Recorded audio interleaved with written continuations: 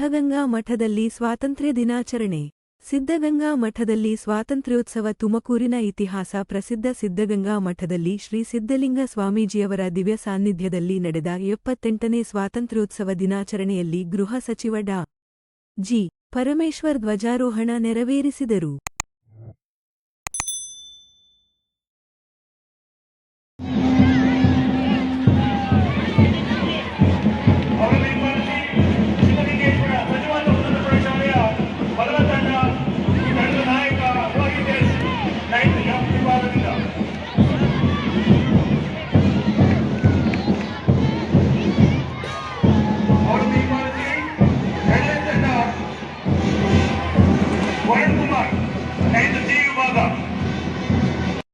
ಪ್ರಜಾಪ್ರಭುತ್ವವಾಗಿ ಅಭಿವೃದ್ಧಿಯಾಗಿ ಬಲಿಷ್ಠವಾಗಿ ಬೆಳೀತಾ ಇರ್ತಕ್ಕಂಥ ಭಾರತದ ಸಂಕೇತ ಇವತ್ತು ಆ ಕೆಂಪು ಕೋಟೆಯ ಮೇಲೆ ನಾವು ಭಾವುಕ ಆಗ್ತಾ ಇದ್ದೀವಿ.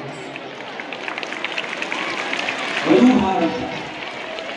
ಅದಕ್ಕಾಗಿ ಆ ಸವಾಲುಗಳನ್ನು ಎದುರಿಸೋದಕ್ಕೆ ನಮ್ಮ ಯುವ ಪೀಳಿಗೆಯನ್ನು ನಾವು ತಯಾರು ಮಾಡಬೇಕಾಗುತ್ತೆ.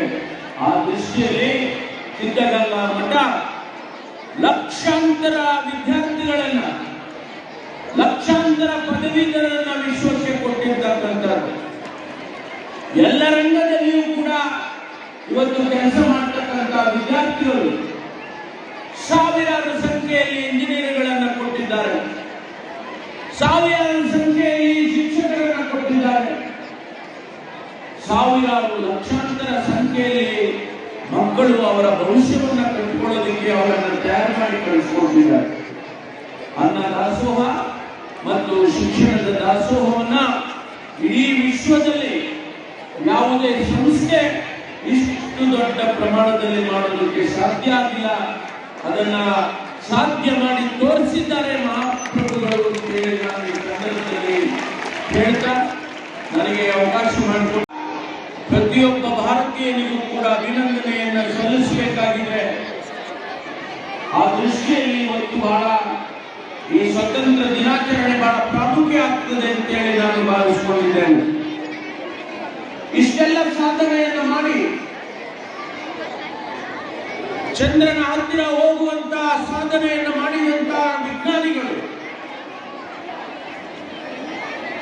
ನಮ್ಮ ಮಕ್ಕಳಿಗೆ ಅತ್ಯಂತ ಗುಣಮಟ್ಟದ ಶಿಕ್ಷಣವನ್ನು ಕೊಡ್ತಕ್ಕಂಥ ವಿಜ್ಞಾನಿಗಳು, ಶಿಕ್ಷಕರು, ಬಾಬಾ ಸಾಹೇಬ್ ಅಂಬೇಡ್ಕರ್ ಅವರು ಕೊಟ್ಟಂತ ಸಂವಿಧಾನದ ಆಶಯಗಳನ್ನು ನಾವು ನೆರವೇರಿಸುವುದಕ್ಕೆ ಎಲ್ಲೋ ಒಂದು ಕಡೆ ಇನ್ನೂ ಕೂಡ ಸಾಧ್ಯ ಆಗಲಿಲ್ವೇನೋ ಅನ್ನುವಂತ ಭಾವನೆ ಬರ್ತಾ ಇದೆ. ಸಂವಿಧಾನದ ಮುನ್ನುಡಿಯಲ್ಲಿ ಮೊದಲನೇ ಪುಟದಲ್ಲಿ ಬರೆದಿದ್ದಾರೆ, ಸಮಾನತೆಯನ್ನು ಬರೆದಿದ್ದಾರೆ, ಭ್ರಾತೃತ್ವವನ್ನು ಬರೆದಿದ್ದಾರೆ, ಪ್ರತಿಯೊಬ್ಬರಿಗೂ ಕೂಡ ಸಮಾನ ಅವಕಾಶಗಳನ್ನು ಕೊಡಬೇಕು ಅಂತ ಬರೆದಿದ್ದಾರೆ. ಈಕ್ವಾಲಿಟಿ, ಫ್ರಾಟರ್ನಿಟಿ ಅಂಡ್ ಲಿಬರ್ಟಿ ಇವುಗಳನ್ನು ಮೊದಲನೆಯ ಪುಟದಲ್ಲೇ ಬರೆದಿಟ್ಟಿದ್ದಾರೆ. ಆದರೆ ಪ್ರತಿಯೊಬ್ಬ ಭಾರತೀಯನಿಗೂ ಕೂಡ ನಾನು ಸಮಾನತೆಯ ಜೀವನವನ್ನು ಬದುಕ್ತೇನೆ ಅನ್ನುವಂತಹ ಭಾವನೆಯನ್ನು ಕೊಡಬೇಕಾಗ್ತದೆ. ಆ ದೃಷ್ಟಿಯಲ್ಲಿ ಇನ್ನೂ ಕೂಡ ನಾವು ಬಹುದೂರ ಹೋಗಬೇಕು ಅನ್ನುವಂತ ಮಾತನ್ನು ಈ ಸಂದರ್ಭದಲ್ಲಿ ಬಯಸ್ತೇನೆ. ಯಾವ ಭಾರತ ಆಹಾರ ಧಾನ್ಯಗಳನ್ನು ಬೇರೆ ದೇಶಗಳಿಂದ ತಂದು ತನ್ನ ಪ್ರಜೆಗಳನ್ನು ಸಾಕ್ತಾ ಇತ್ತು, ಆ ಭಾರತ ಕೇವಲ 77 ವರ್ಷಗಳಲ್ಲಿ ಪ್ರಪಂಚದ 5ನೇ ಆರ್ಥಿಕತೆಯಾಗಿ ಬೆಳೆದು ನಿಂತಿದೆ ಅಂತ ಹೇಳಿದ್ರೆ ಈ ದೇಶದ ಪ್ರತಿಯೊಬ್ಬ ಭಾರತೀಯನಿಗೂ ಕೂಡ ಅಭಿನಂದನೆಯನ್ನು ಸಲ್ಲಿಸಬೇಕಾಗ್ತದೆ. ಯಾವ ಭಾರತ ಆಹಾರ ಧಾನ್ಯಗಳ ಕೊರತೆಯಿಂದ ನರಳುತ್ತಾ ಇತ್ತು,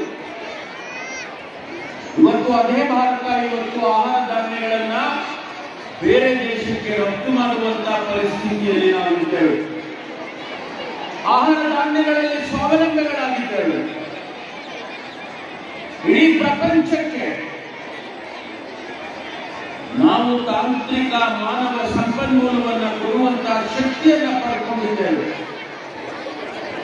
ಹಾಗಾಗಿ ಇವತ್ತು 77 ವರ್ಷದಲ್ಲಿ ಭಾರತ ಭವ್ಯ ಭಾರತವಾಗಿದೆ. ಇಲ್ಲಿ ಸತ್ಯ